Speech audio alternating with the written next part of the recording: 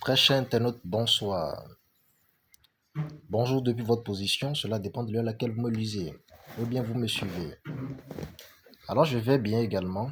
Je suis ici dans ce nouveau numéro vous donner une recette efficace, terrible, naturelle, qui détruit l'hernie inguinale. Cela voudra juste dire ceux qui ont des douleurs ou des enflements dans le testicule après les analyses qui développent que l'intéressé souffre de l'hernie.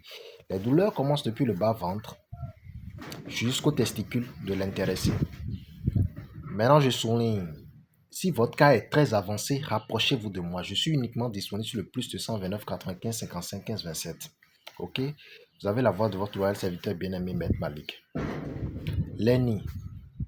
Enflement de testicules. D'accord. Le traitement se fait selon la gravité du mal.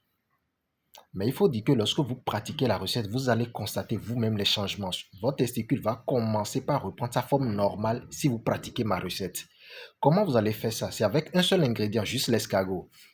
Achetez-moi une bonne quantité d'escargot. Une très bonne quantité d'escargot de rivière. On est d'accord, il y en a plusieurs. Il y a lac et tout. Mais je parle de l'escargot noir. Vous comprenez un peu les grosses escargots noirs. Vous prenez ça. Vous comprenez? Arrivez à la maison, vous enlevez tout de la coquille. On a besoin de l'escargot, pas de la coquille. Vous prenez l'escargot, vous nettoyez ça correctement. Vous mettez maintenant ça dans un canari en terre battue et vous essayez de calciner ça sans rien ajouter. Mais après la calcination, vous écrasez, vous conservez ça dans une boîte. On est d'accord? Le malade, celui qui souffre de l'hernie là, inguinale, se doit de prendre comment?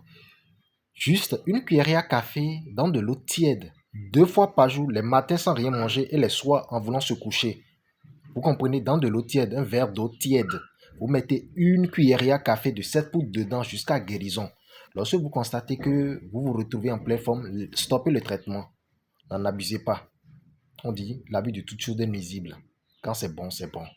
Vous allez refaire encore cette analyse où vous vous reconduisez à ce médecin qui vous avait fait des analyses tout en vous référant à une nouvelle analyse.